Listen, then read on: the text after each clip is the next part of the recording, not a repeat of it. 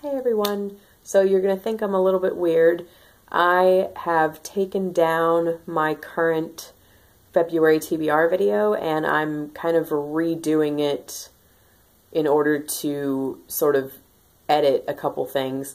First, after I uploaded it, I went and watched it and almost immediately there was a sound issue, and I still don't know if that was my weird phone or if it was the actual video. So just in case, I deleted it anyway, so I'm sorry for the 50 or so people who had seen it before I decided to delete it. Sorry for that 19-minute waste of your time.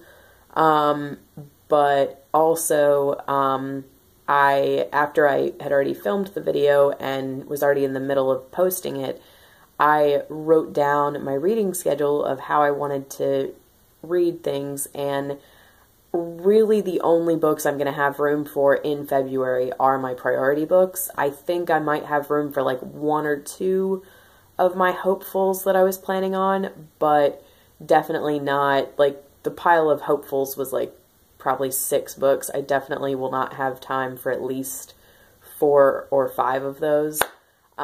So I wanted to redo it anyway to have a more condensed TBR. So this way I can have a more condensed TBR and I can fix the sound.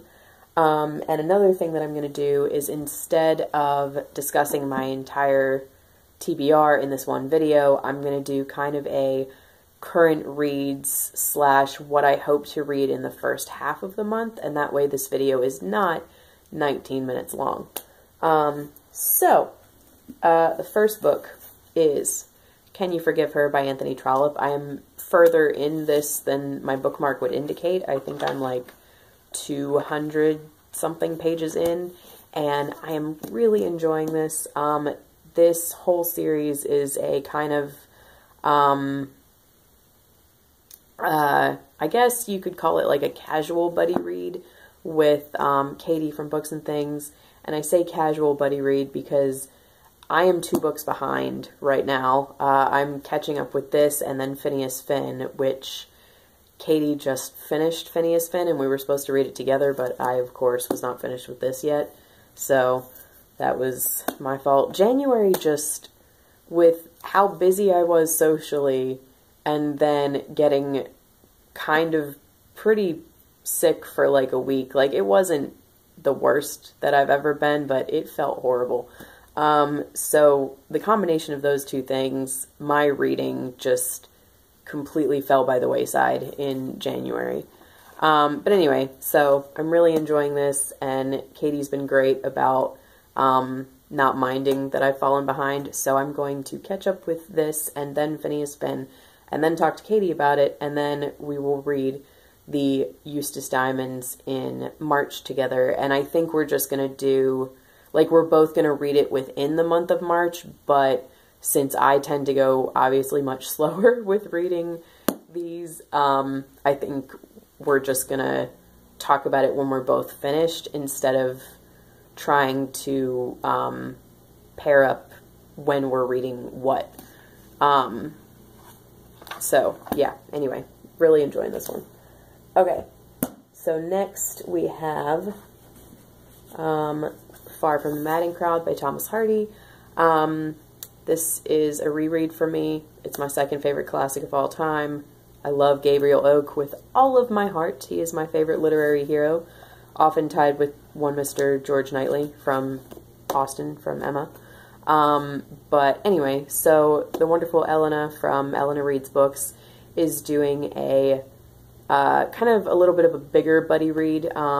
Sort of, it's like not the level of a read-along thing, but it's like kind of a bigger buddy read with like maybe 6 of us, and we're doing 100 pages. We're reading 100 pages a week and then discussing every Friday. I have yet to start, really. Like, I started the first chapter of this maybe. For the reread, I'm listening to the Nathaniel Parker narrated audiobook, because A, I really like him as an actor, and I think he has a very lovely voice for audiobooks, or that would be great for audio. but also specifically he played Gabriel Oak in the 90s version of the TV show, or 90s TV adaptation of the book. So yes, I will probably listen to this in earnest more tomorrow because I have some room cleaning I need to do, so that's the perfect time to listen to this. And I love this cover. And again, like, I'm sorry for those of you who this is all kind of a repeat for you because I'm just re-editing and posting this video a second time. But anyway, so there's that. And then we have Queen Victoria, Daughter, Wife, Mother, Widow by Lucy Worsley that I am buddy reading with the wonderful Ange from Beyond the Pages. And so far, this is great. I have only read the intro and the first chapter, first day, I guess you'd say, because she picked 24 different days in Victoria's life to focus on, and those are the chapters. And so we're trying to do 12 a week, I think. But anyway, I've read the intro and the first one, and I love this so far, and I'm so excited that I do because I knew I was going to love the subject matter, obviously, because it's Queen Victoria, but I have never read anything by Lucy Worsley before. I really like her as a historian and a presenter, but I've only ever seen her television things, like the Secrets of the Six Wives, Six Wives of Henry VIII, something like that. So I saw that, but I haven't read anything by her yet, so I didn't know how I was going to like her writing, and her writing is lovely. I was saying to Ange on Voxer that the one thing I worry about with any history book is that the writing might sound a little bit stuffy, and her writing is wonderful. I think Ange is the one who said that in the intro, it really sounds like she's just having a conversation with you, and I agreed with that. I thought that was awesome. And also in this intro, she referenced, like when she was talking about picking the 24 different days, she made an analogy of calling them, like, basically saying she was looking into different windows into Victoria's life, and I thought that was really, really cool. So yes, this is awesome so far, and I'm really happy that I'm loving it. So there's that. And then last but not least, we have the most delightful surprise, which I don't know why I didn't think that I would feel this way about this book, but Snowdrift and Other Stories by Georgette Hare. I wanted to read this, and I was going to read a story every other day, I think, in this book, or I was going to try to. And the thing about me and short stories, short story collections, I should say, is when I have a short story collection, I am quite happy to read it over a period of several months and, you know, just dip in and out of it over that period of time instead of reading, like, a story every day or, you know, several stories in a row. And it's just how I work with short stories for some odd reason. This, like, the first story, I loved the first story so much, which is Snowdrift, that I immediately wanted to read the next one, and that was called Full Moon, and that was delightful. And then now I'm on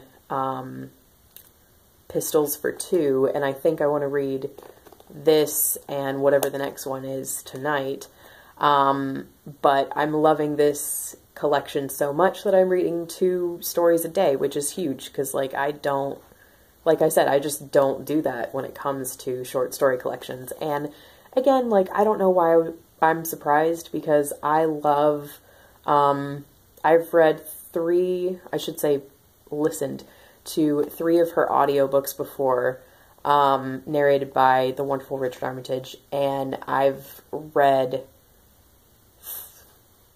1 of her full novels, which was Friday's Child, and I love her stories, and these are basically just wonderfully tiny condensed versions of her novels, and it is just it's so fantastic. I love it a lot. So needless to say that this is my favorite of the moment, and it may end up being my favorite of the whole month. We'll have to see how things go, but I am just devouring this right now, and it is completely lovely. Okay, so that's everything. Those are the 4 things that I'm focused on right now, and so I think Victoria is like a 2-week read. Far from the Madding Crowd is a whole month read. And then, as I said, when I finish Can You Forgive Her, I'll pick up Phineas Finn. And then Snowdrift was going to be a whole month read, but this may end up being like within the first 2 weeks of the month as well. And I'm also very tempted. It could be that this will be enough romance and Georgette Hare for me for the month of February, and I'll call this like my main Valentine's read, but I'm also very tempted to check out and listen to Convenient Marriage again because I love it, and it'll be my 3rd listen of it because it's so beautiful. I love it.